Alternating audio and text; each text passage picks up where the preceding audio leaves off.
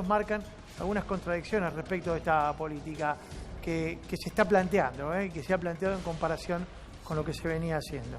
Bueno, como hablábamos recién, Lautalán recién hacía hincapié, y Adila también, la comparación entre Argentina y Brasil respecto de lo que está pasando, no solo con la imagen presidencial, sino también con la situación del coronavirus, o en todo caso a partir de la situación del coronavirus. Fíjense lo que pasa, cuál es la mirada que propone uno de los diarios más prestigiosos a nivel internacional, en este caso el New York Times, respecto del gobierno de Alberto Fernández.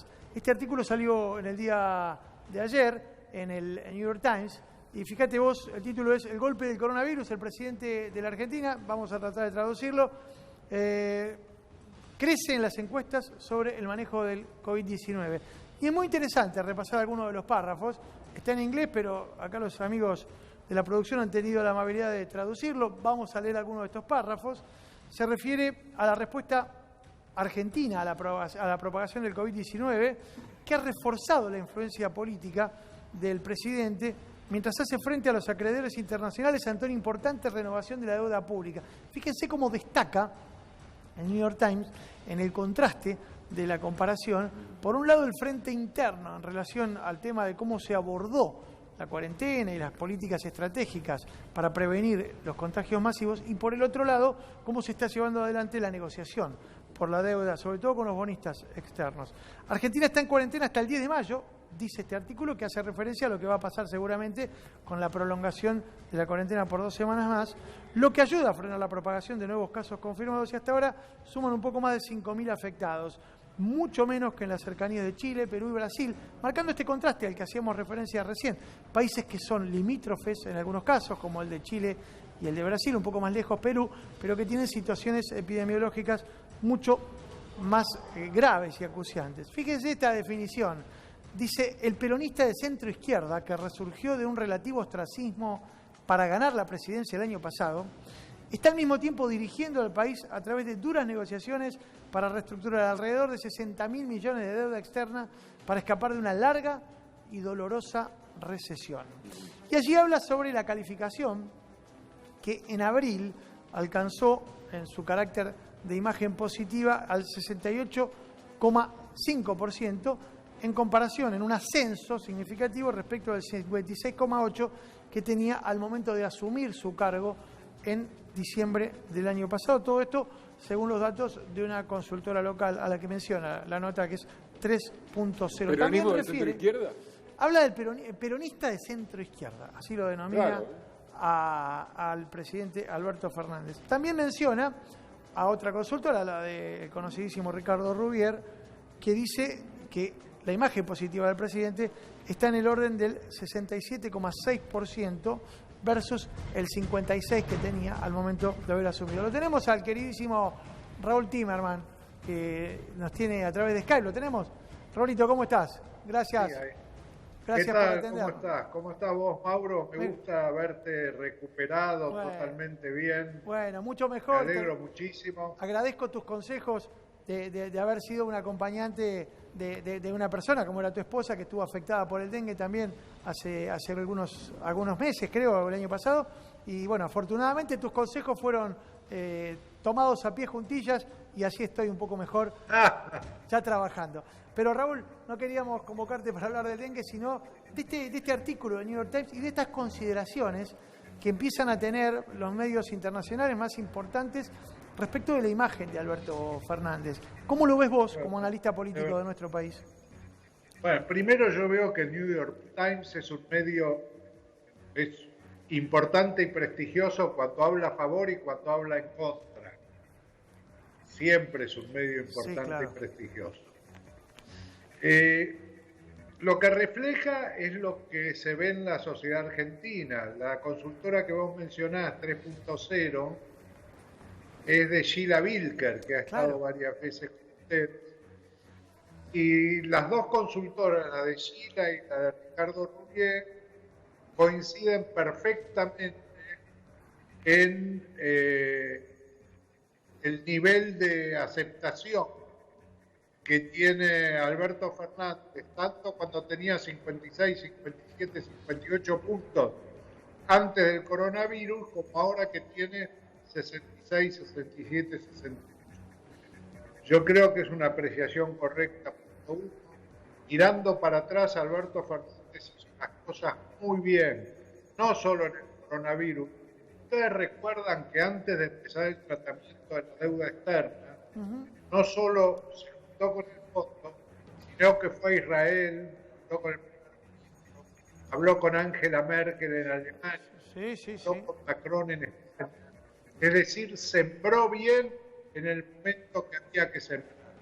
Cuando viene este tema de la pandemia, Alberto Fernández reúne las condiciones de liderazgo que el rol de una situación de crisis sanitaria como esta requiere. Es decir, no tiene un liderazgo autoritario, tiene un liderazgo más bien paternal, inclusivo, contemplativo, empático, de incluir a todos. Tal es la manera de incluir a todos que salió una solicitada hace 3 días, 4 días, de todos los gobernadores, excepto Alberto Rodríguez, no sé por qué, pero todos los gobernadores que apoyan la gestión que está haciendo Alberto Fernández, el gobierno de la deuda.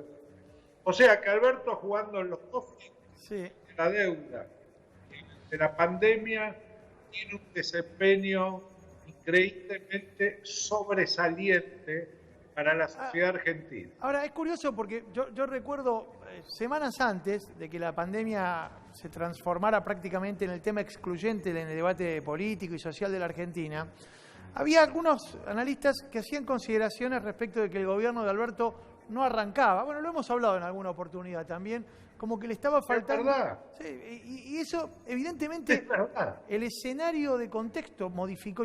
Viste que a veces lo que cambia es el contexto para poder tener una consideración diferencial. Pero yo noto que ahora pareciera ser un gobierno mucho más proactivo que lo que veíamos en febrero, por ejemplo. Es verdad. ¿Qué había sucedido? Alberto Fernández gana las elecciones, nombra un gabinete y se pone como objetivo, tal es así, el ministro de Economía, ahora lo vemos, es el ministro de la deuda. Exacto. Su único objetivo es la discusión, la renegociación de la deuda. Se pone eso como objetivo, el país empieza a andar sin presupuesto, los ministerios no tenían presupuesto y solo funcionaba la tarjeta alimentar de Daniel Arroyo, que ya lo había hecho antes en la provincia de Buenos Aires, tenía equipo, y un fortalecimiento de precios cuidados con Paula Español, que ya tenía la experiencia previa de haberlo hecho en el segundo gobierno de Cristina. Y el resto de las cosas, nada, el gobierno no arrancaba. ¿Y cuándo es que Alberto Fernández se pone al frente y muestra sus características de liderazgo? Cuando aparece el tema del coronavirus. Acá el tema aparece simultáneamente con Estados Unidos, con Brasil, con Chile. Argentina tiene 6 fallecidos por millón de habitantes. Brasil tiene 38 y Estados Unidos tiene 225. Sí, sí. Entonces se manejó bien el tema. Y ahora viene la segunda parte, que es cómo se maneja el desbloqueo de la cuarentena progresivo, poco a poco. Va a aumentar el número de contagiados, es inevitable que suceda. Bueno, pero así es la vida, no hay otra salida. Lo sumo a mis compañeros. Sí, yo quería remarcar algo. En el texto este que vos ves acá, Raúl, hay una realidad que no estamos hablando. Mirá, recién decíamos peronista de centro-izquierda Alberto Fernández. Esto piensa la agencia Reuters y el New York Times. Pero más abajo dice la 2 veces presidenta populista Cristina Fernández. Quiero decir, en Estados Unidos nos están viendo como que hay un peronismo perdonable, que es el de Alberto Fernández, y un peronismo imperdonable, que es el de Cristina. Primero, punto 1. Esto es un artículo escrito por un periodista. El que escribe el artículo tiene esa visión. No es Estados Unidos. Ah, bueno, la bien. La visión de Estados Unidos es a través del Departamento de Estado. Bien. Este hombre refleja eso. No sé si es un peronista de centro izquierda. Yo creo que Alberto Fernández es más bien un socialdemócrata que combina algunas características de Néstor Kirchner con muchas de Raúl Alfonsín.